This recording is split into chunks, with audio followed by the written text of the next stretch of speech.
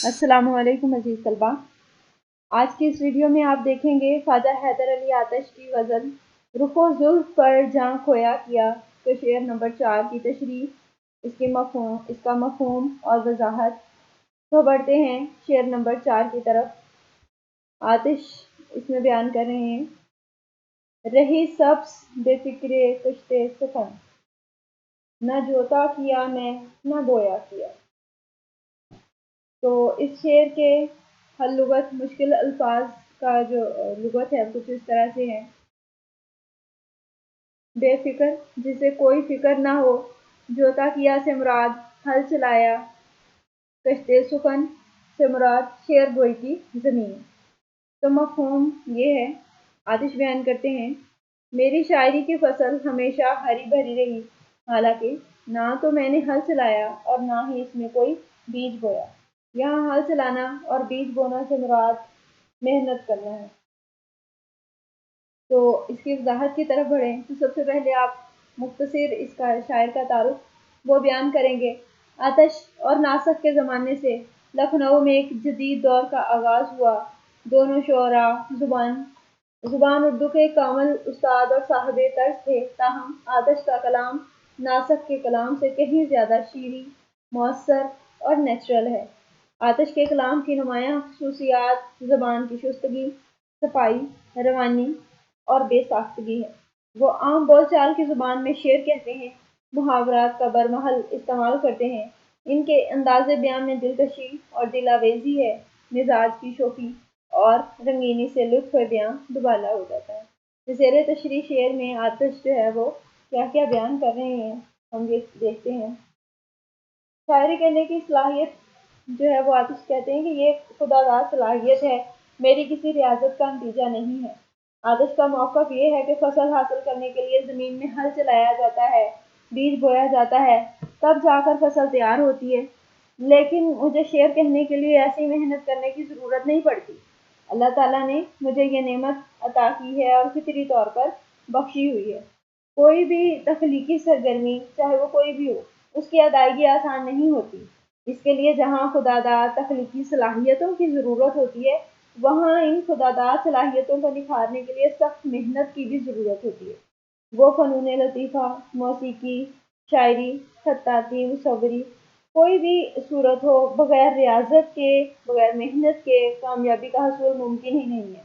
बहुत कम शायर ऐसे होते हैं जिन्हें शेर कहने के लिए तगदो नहीं करना पड़ती, वो अपना माफ़ी ज़मीर आसानी के साथ बयान कर देते हैं। आतिश का मौक़िफ़ ये है कि मुझे किसान की तरह मेहनत नहीं करनी पड़ती, बल्कि खुदा की तरफ से मुझे ये मलका हासिल है कि मैं हमेशा बगैर कोशिश के अच्छी शायरी कर लेता हूँ। अगर हम शायरी की नौइयत पर गौर करें तो हमें पता चलता है कि शायरी की दो सूरतें हैं, एक है आमद और दूसरी है आवर्द। आवर्द कोशिश करके शेर कहने का अमल है। शायर रदीफ काफिया पेश नज़र रख के जो है वो अपना ख्याल, अपना मौजू या मजमून जो है वो शेरी पैकर में ढालने की कोशिश करता है। जबकि आमद ये है कि शेर अलहाम की तरह जो है शायर के दिल दिमाग पर उतरते हुए महसूस होते हैं। आतिश ऐसे ही शायर थे जिन्हें शेर कहने के लिए बैरूनी सहारों की ज़रूरत नहीं पड़ती थी, बल्कि ढले ढलाए शेर जो हैं वो उनके दिमाग में, जहन में आते वो इसे कलम और करतास के हवाले कर देते।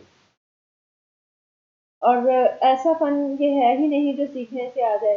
किसी माहिर शायर की शागिर्दी भी इख्तियार की जाए तो इससे शायर के फ़न में पुख्तगी आ सकती है, लेकिन कोई उस्ताद किसी गैर शायर को शायर नहीं बना सकता।